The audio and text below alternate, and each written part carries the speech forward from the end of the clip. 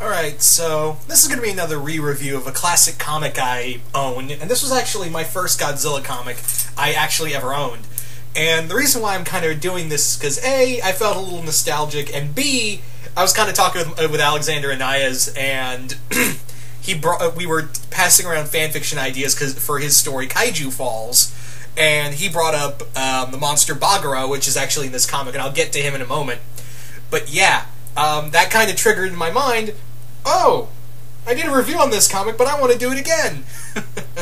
So here we are, Godzilla Age of Monsters. Now, Godzilla Age of Monsters has a very interesting take on it, because after Marvel did their own version of Godzilla for 24 issues with their version of Godzilla in the Marvel Universe, and then before IDW got the rights to Godzilla to do comic book rights, on both Godzilla and the other Toho monsters, there was this weird period that in Dark Horse Comics, Godzilla actually had his own comic. However, Dark Horse only had the rights to just do Godzilla. So, yeah, you need giant monsters for Godzilla to fight, so you kind of need to make up some monsters here. Some of them really cool, some of them not so much.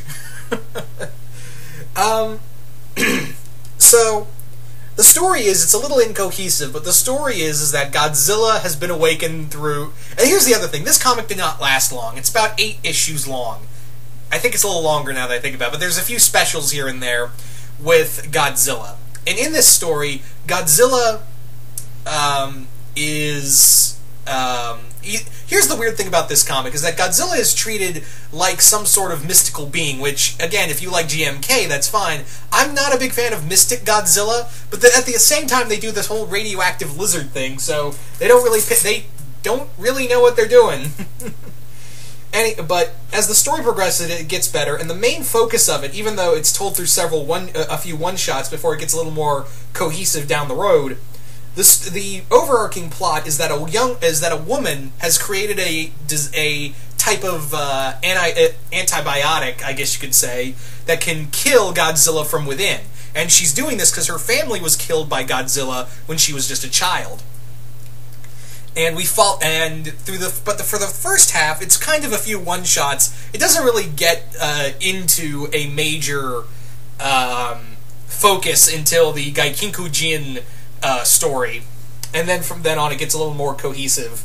But all in all, the story itself is very interesting, because, like I said, the first half is a lot of one-and-dones. One being with Godzilla finding himself in the age of dinosaurs and then encountering what I can only describe as something that crawled out of Middle-earth. Then we follow for a few other issues, and then we come to the Gaikinku Jin issue. Gaikinku Jin, as you can see in this image I'm using right here, Gaikinku Jin is a very interesting kaiju because he's not, as you can clearly see, he's not like the other monsters Godzilla has faced in his lifetime. That being,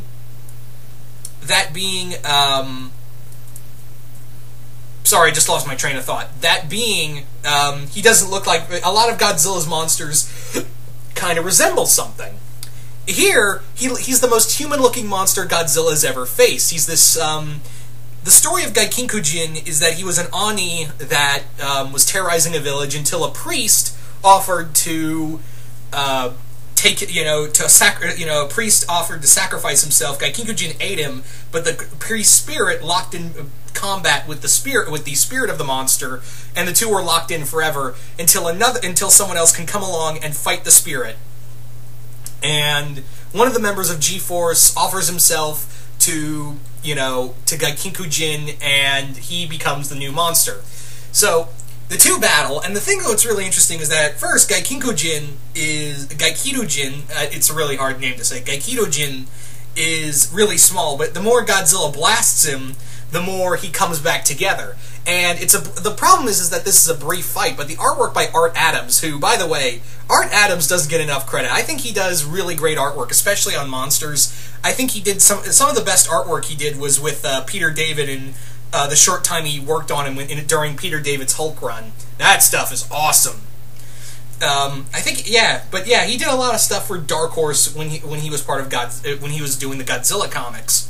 So during the battle, it doesn't really last long. That's the problem. But Gaikido Jin is an interesting opponent because he actually uses swords and a warhammer to fight Godzilla. This is the first time we've ever seen a kaiju using weapons, not like lasers and lasers and missiles and whatnot, but more like traditional samurai weapons in combat. So that's what I thought was kind of interesting. The other monster we have in this, the other original monster that we have named is Bagura, which is this giant space bat which loves to eat. That's his whole thing. He comes to Earth just to eat and nothing else. He just wants to find a good place to snack. So he comes to Earth right at the same time when Godzilla is poisoned, and he's and he's dying from the inside out. And the only thing that can stop Bagura, who's terrorizing Canada right now, is Godzilla. So the very doctor who found a way to kill Godzilla now has to save Godzilla's life to fight Bagura.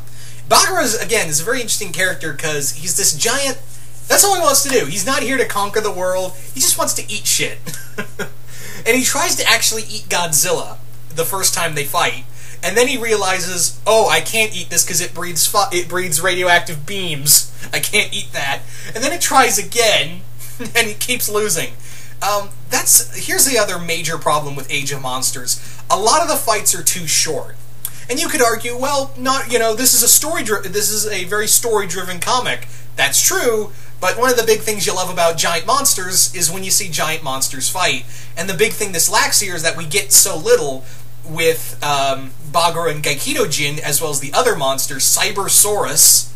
I kid you not, that's his name, because they literally couldn't use Mechagodzilla. It's Mechagodzilla. It's just a stupider looking Mechagodzilla, and they named it Cybersaurus. Cybersaurus is literally Mechagodzilla's doofy brother. But yeah, this comic, it's not bad. The artwork's really good. I have the omnibus, which is unfortunately all in black and white, so that's a little bit of a stickler right there.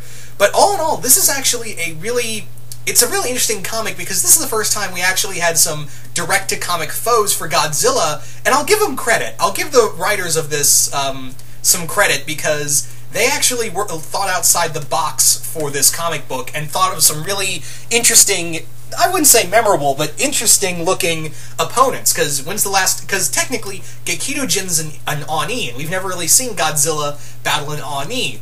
Same with a giant space bat. We've seen him fight giant robot dinosaurs before, that's a given. Yeah. There's also a giant space dragon, but they don't even name him, and the fight's so brief you can't really count it. All in all, if you're a Godzilla fan, I'd suggest looking the omnibus up in some form or another. But if you're just a casual fan, I'd say skip it. But yeah. So you guys tell me, what do you guys think of Godzilla Age of Monsters? You guys like it? You guys hate it? Just comment below, let me know, and once again, hope you all enjoyed this, and I'm out.